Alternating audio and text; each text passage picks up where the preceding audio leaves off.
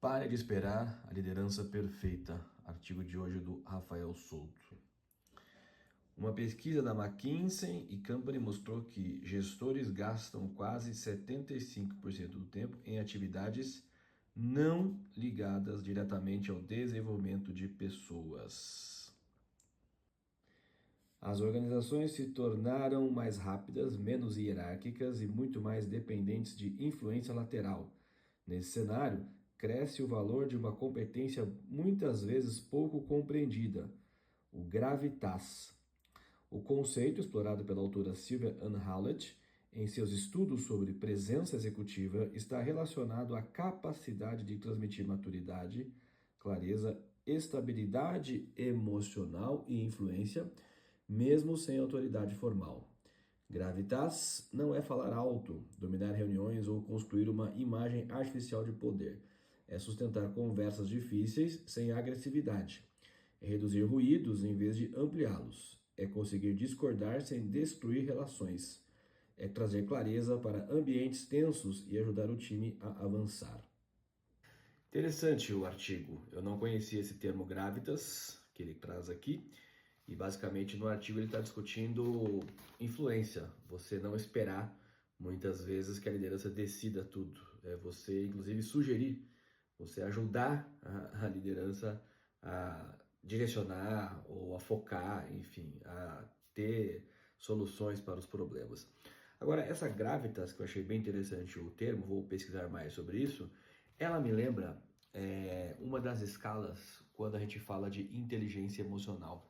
Isso aqui é a ferramenta que a gente usa para fazer a avaliação de inteligência emocional das pessoas. E cada uma dessas 5 escalas, elas são subdivididas em 3 escalas menores. E, por exemplo, a responsabilidade social é uma subescala da escala interpessoal. O que é responsabilidade social?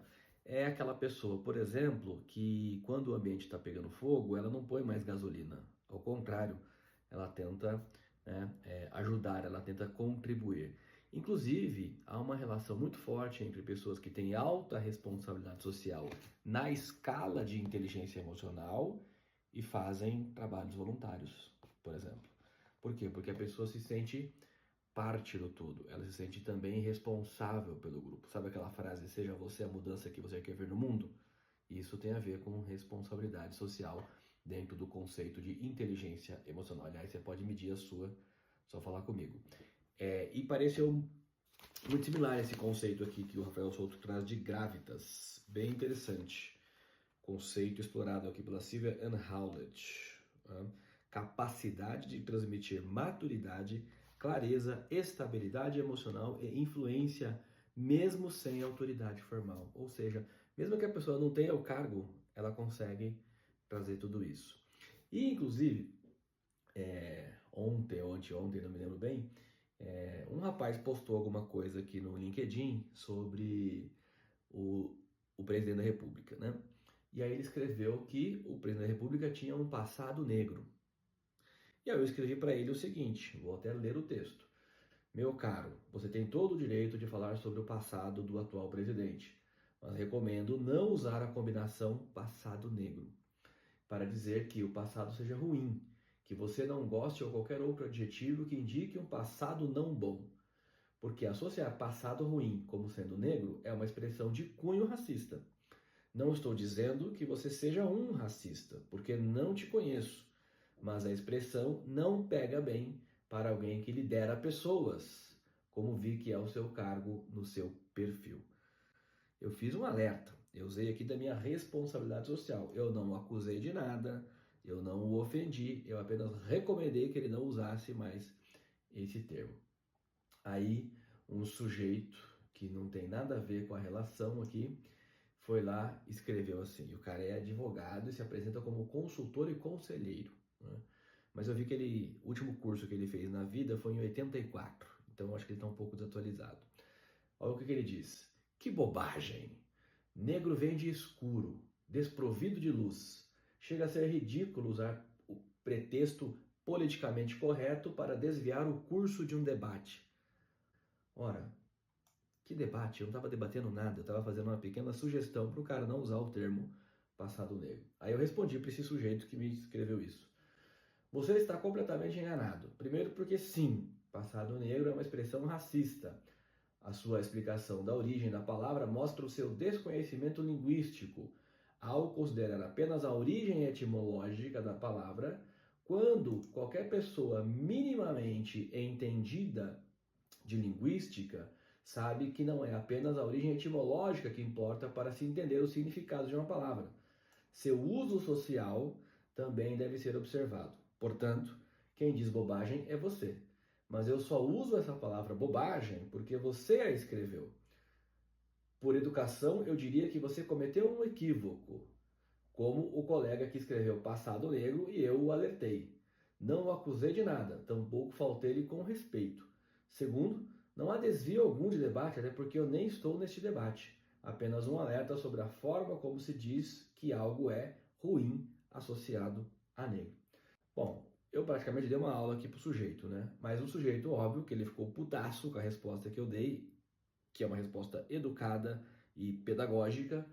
Aí ele diz: etimologia é a raiz do termo. Conferir a língua em significado ideológico é modismo cultural. O resto é mimimi.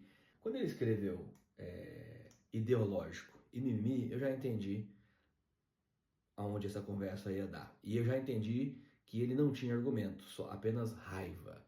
Porque ele foi pego numa incoerência, porque se ele foi conferir o que eu falei, ele viu que eu estava falando a coisa correta, mas é obviamente que ele não quer admitir que ele foi derrotado aqui no debate, não é? Passou vergonha em público na rede social.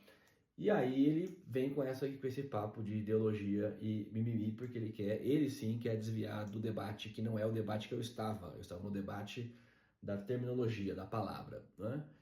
Aí eu escrevi para ele de novo.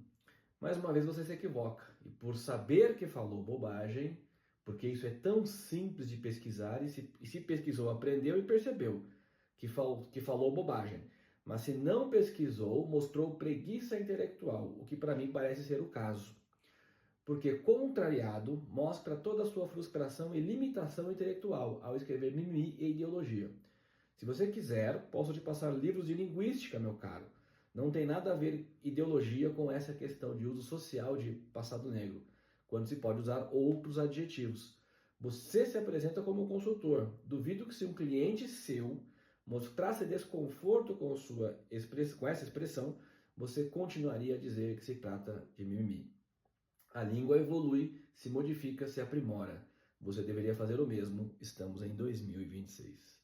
Aí, óbvio, né, que ele ficou mais puto ainda e ele respondeu: neurolinguística, ao que tudo indica, vitimou sua cognição. Um abraço. Ou seja, aí ele viu que ele estava errado e aí ele usa neurolinguística, porque talvez ele nem entendeu o que é linguística, né?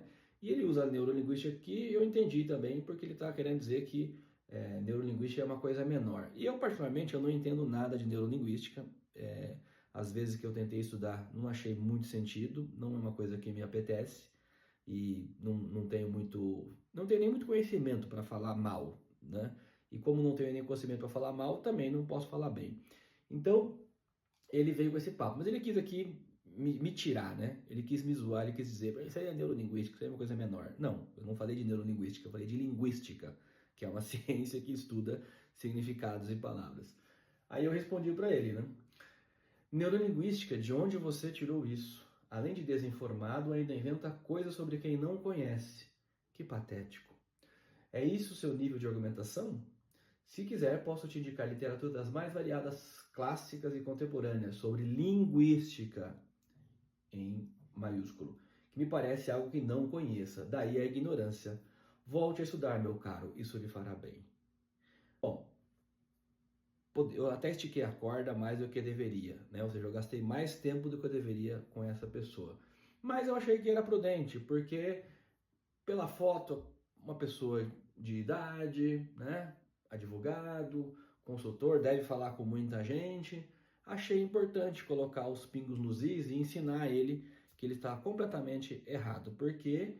Porque ele está falando uma bobagem tremenda sobre uma coisa que ele não conhece, mas ele quer dizer que ele sabe. O que é péssimo, né? Porque burro não é quem não sabe, burro é quem não quer aprender.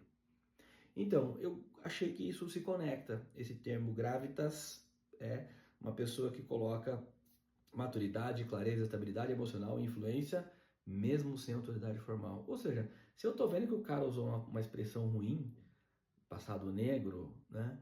Não estou criticando, não estou sendo violento com ele, estou sugerindo que ele mude e estou explicando por quê. Se ele quer fazer isso, ok? Se ele não quer, não faça, mas eu usei o meu gravitas aqui. Vi a inconsistência, apontei de forma educada, cada um absorve o que quer absorver, não é isso? E para encerrar e ilustrar essa conversa, aproveitando que está bastante frio, eu vou deixar aqui o iceberg da comunicação que eu uso. E por esse iceberg dá para você perceber que comunicação não é só a palavra. A palavra é a parte descoberta do iceberg. A parte profunda do iceberg que você não vê é o significado, é o valor, é a norma cultural, é todo o uso social que a palavra tem. Por isso, existem palavras que têm a sua etimologia não racista, mas o seu uso, o seu significado, a cultura que ela traz, pode sim ser racista. Então, é isso.